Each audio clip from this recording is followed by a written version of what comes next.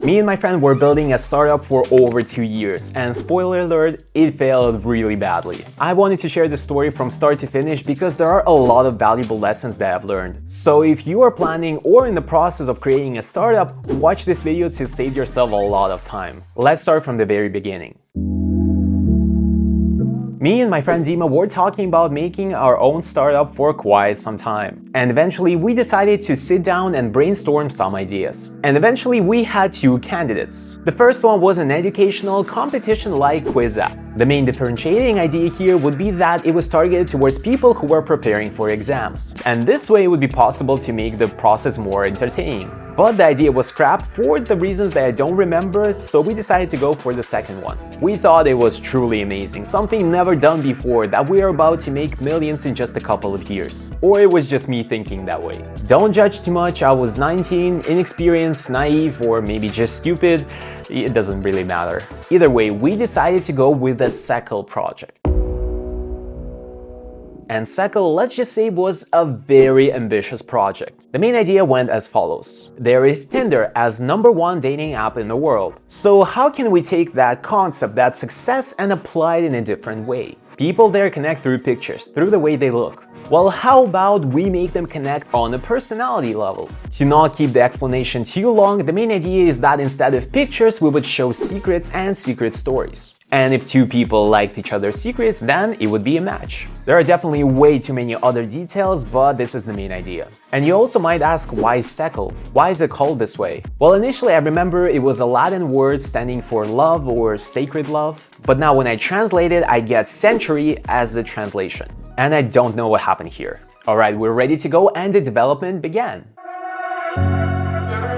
An important point here is that both of us were software engineers with a pretty decent amount of experience. Dima was experienced in backend with Java, and I was doing some game development with Unity at the time. So we split our roles and got to work, and I additionally had to learn Flutter for the front end. The development went pretty good for the first year. We were creating Figment designs, processes, workflow diagrams, setting up cloud infrastructure, and learning a lot in the process. We also introduced weekly stand-ups as a way to track our progress. And even after a year, we still had the motivation to continue moving forward. Everything appeared just fine and actually pretty good until things took a very wrong turn. After a year, we started to realize something very important. We realized that we've made a huge mistake and also quite a lot of smaller mistakes in the process. And this ultimately forced us to shut down the project. Yet the worst mistake is that we still continued to work on this project for another year, only then realizing and finally admitting that this project has no future. Alright, this all sounds sad, but let's actually have a breakdown of what wrong and what mistakes we've made so that you don't have to make them. But before we do, subscribe to the channel. First up, the biggest mistake that we've made is that we've taken on a very big project as our first one. We were kind of trying to build another social network if you really think about it. Yet we had no experience, no resources, pretty much even no time to pull this kind of thing off. It is crucial to start simple, to pick something that you will be able to build within 6 to 9 months and put it into production, especially if it's your first project. Sit down and break up your startup into individual parts and then understand how long each part is gonna take. Instead of building a social network like we did, a better option would have been to create a B2B SaaS product for a certain niche. And I will explain why I believe B2B startups are a perfect option for your first startup, probably in a separate video. Next, before you write your first line of code or create your first design, you need to research and validate your idea. We are all biased towards our own ideas, and there is really no way to avoid it, so then how do you do it? The best and simplest approach for beginner startuppers would be to talk to everyone in your connection circle.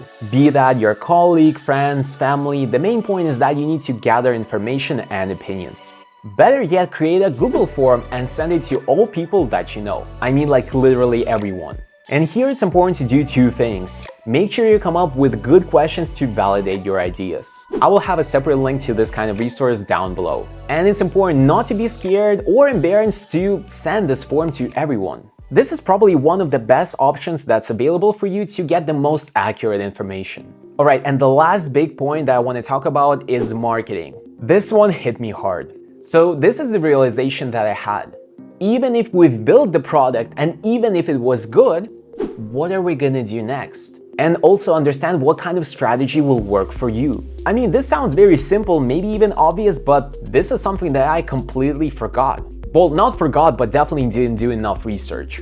And what ended up happening is that there was no manageable marketing plan for us to pull off, even if we finished the project. And like I've said, listen to this, it is very important. Even if you build a great product, how would people know about it? So think beforehand if you have enough money to invest, if you have audience, maybe connections or potential investors.